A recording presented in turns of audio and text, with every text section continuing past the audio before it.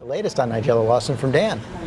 You know, she's been pretty mum recently, but after a bruising couple of months, Nigella Lawson is now speaking for the first time about her plans for their future. However, new developments just over the weekend could make moving forward tricky for her. Going by the orgasmic faces she makes in this promotional video for the second season of her show, which is called The Taste and will air on ABC next month, Nigella Lawson is ready to move on from an excruciating year.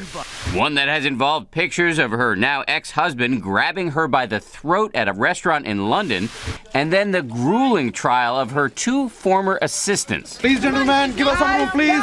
Acquitted just last week on charges of bilking hundreds of thousands of dollars. Speaking through her publicist to a British publication, Lawson said, quote, "The past months have been extremely difficult, but I am looking forward to getting back to work and to looking after my family.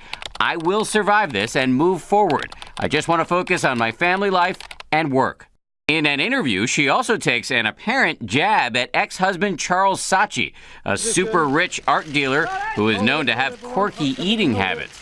Quote, "I don't find it attractive if a man doesn't eat. Fear of flesh for me equates with a lack of interest in life." Despite Lawson's desire to put the past behind her, it may not be so easy. Over the weekend, British police announcing they will take a look at Lawson's admissions during the trial of her assistants that she used marijuana and cocaine. One of her assistants also said Lawson let her teenage children smoke weed.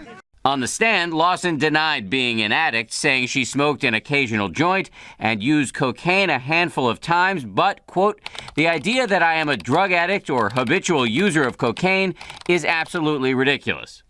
An anonymous friend of Lawson's has reportedly said that the celebrity chef was floored by the acquittal of her former aides, but mostly Lawson is just truly angry at her ex-husband, who she blames for spreading those stories about her alleged drug abuse. People close to Lawson say her plan for revenge is to succeed professionally with her new show starting soon here on ABC, and her publisher promising to reissue all of her cookbooks. Okay, thank you, Dan. Let's go to another Dan right now, our Chief Legal Affairs anchor, Dan Abrams. I think the surprising things here is this notice that perhaps she might be investigated on these drug charges. This is an outrage, right? She was the alleged victim here, and now the authorities are talking about possibly investigating her for drug use and even social services possibly coming in because there are children in the house. This is a woman who has admitted to using drugs on a few occasions. If we are going to start investigating every person who admits to using drugs on a few occasions, there are going to be a lot of investigations. But is there really going to be an investigation? Well, look, the authorities kind of have to say, we're opening up an investigation here. But of course, the reality is they're not. They've made it very clear that they are not going to charge her, that this is going to end here.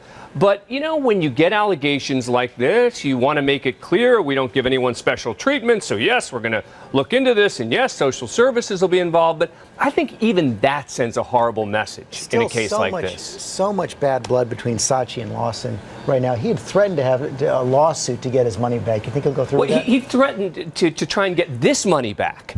And part of the reason for that was to make sure she testified in this case. I don't think there's a chance he's going to sue her for that money. I think that was just a threat from his lawyer. You listen to what he said in his testimony in this case, and you know, if he were to sue, that could be used against him because he was very defensive and protective of her in his testimony in connection with this case because she really did become the one who was on trial here. When you look back at who suffered the most as a result of this case, it wasn't the two former assistants, it wasn't Saatchi, it was Nigella Lawson. And he pulled back some of those charges of drug abuse. Absolutely, yeah. Okay, Dan Abrams, thanks very much.